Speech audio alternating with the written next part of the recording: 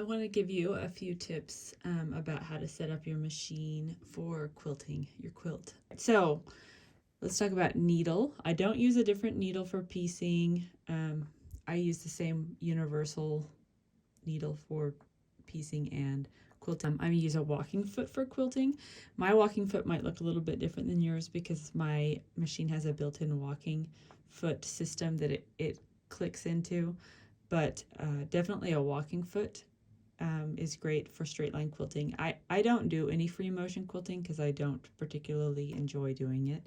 So I always have a walking foot on for quilting. I'm going to use 50 weight Aurifil thread. You can see my cone up there, which is what I use for everything. I definitely think 50 weight is best for piecing, but if for quilting you can use a thicker thread if you want to. Sometimes I'll use a 40 weight thread.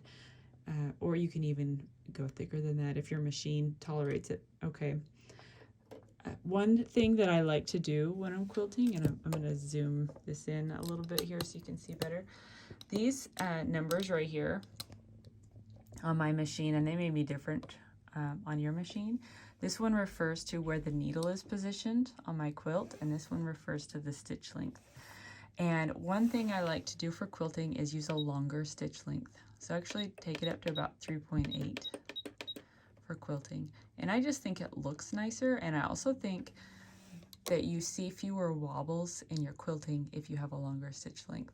Some other things to think about when quilting, you want to make sure that your tension is set at a level where you can't see the bobbin thread from the top of the quilt and you can't see the top thread from the bottom of the quilt.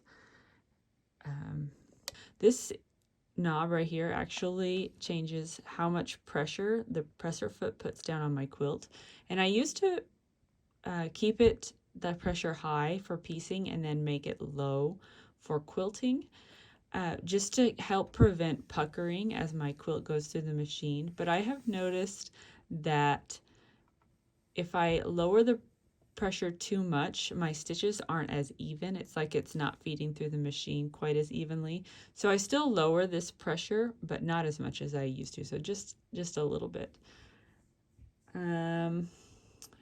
For using bobbin thread and thread, I always use the same color because even though I keep my attention I keep a close eye on it, sometimes you will have sometimes you can see the bobbin thread from the top of the quilt or the top thread from the bottom of the quilt, which I don't want to, like if I used a hot pink bobbin thread, I don't want to see that on the top of my quilt. So even though I keep a pretty close eye on the tension, I like to use the same color for both.